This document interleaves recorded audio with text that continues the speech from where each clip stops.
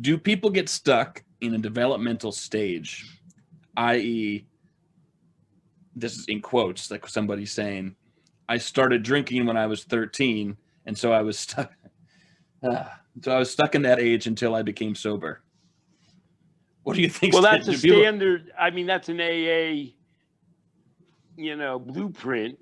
Yeah. They'll say, oh, your development stopped at the age of 13 when you started drinking. I like the question. I like the fact that they're talking to us. We wrote a book, which is a developmental model of addiction, outgrowing addiction. I like that they're relating to that. But does anybody really believe that just because they started drinking, even if they drank problematically at 13, that they really didn't develop at all as a human? On the other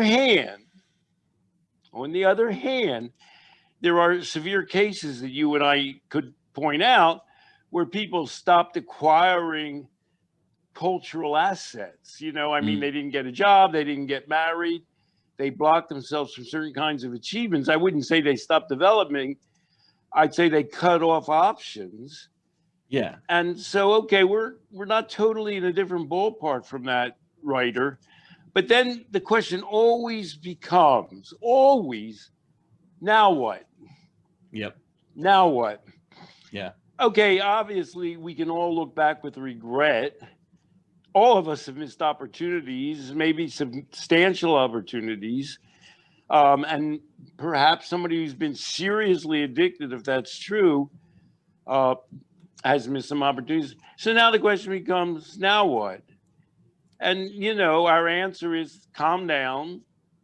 Your life isn't over. I mean, I know one thing, kind of a subspecialty of yours is working with people in Life Process Program on realizing their dreams, their purpose. I mean, an awful lot of people are not doing exactly what they want in life, and they want to do more of what they want in life. But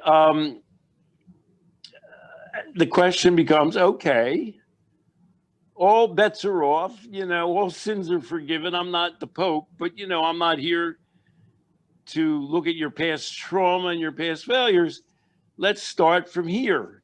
We don't want to and the most important thing you and I would say is we don't want to handicap you going forward with your regrets or your thinking, well, I was traumatized or I was addicted and therefore I've missed out on all these opportunities. That's simply a way of concretizing, of reifying the problems you've already had.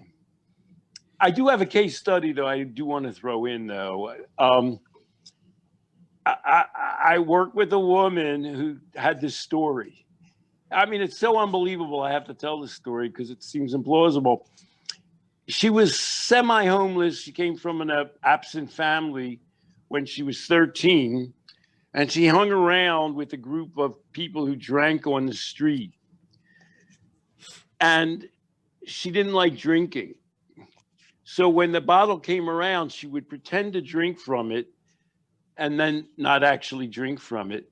But she went to AA anyhow. She married her husband, who was in AA. And she said, I got pregnant and I had a child. And now I live in an upper middle class suburb.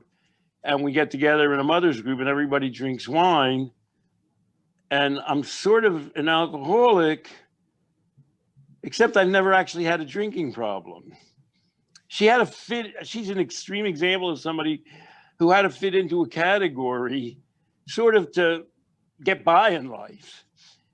And she didn't even have close. It's some people have a drinking problem when they're 13 or 18 or 24 and they outgrow the problem. She never actually drank. And she was an alcoholic. And now, so that's an example of a Life Process Program. And I say, well, why don't you help me figure this one out?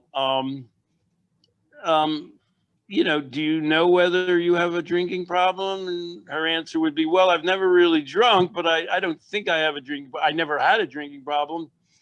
So I said, why do you want to drink now? And, she just wants to be a normal person with all these upper middle class women in this suburb, sip some wine. And I say she had become a fairly accomplished person. I said, do you think you could manage that? Or So, our way forward wasn't too complicated, but as an extreme example of a person, this is the answer to the question, not whether she did develop as a human being. She wasn't homeless anymore. She didn't drink with a bunch of people on the street, or not drink with a bunch of people on the street. She was stalled in the developmental stage of defining herself as an addict, which people often do. And what made this particularly ridiculous was that she was stalled in the stage of being an alcoholic when she never actually had drunk alcohol. So it's kind of reductio ad absurdum. So in other words, all of the things that got her from childhood to being an adult, that's development. Whatever she gained along the way is what she has to build on. And ironically, the thing that really bogged her down was that she believed that she must, through osmosis or something, have been an alcoholic. So really, and we can recast the question from the person who wrote us. Yeah. Yes, the way you get stalled in being a teenager or whatever, young adult, and the worst way to be stalled is to be convinced that you're an addict when that's not true. Let's say you did drink and take drugs, unlike the woman I was describing. The fact that you're now defining yourself forever based on that's where we happen to be people who work with addiction. That's the worst example of non-working therapy.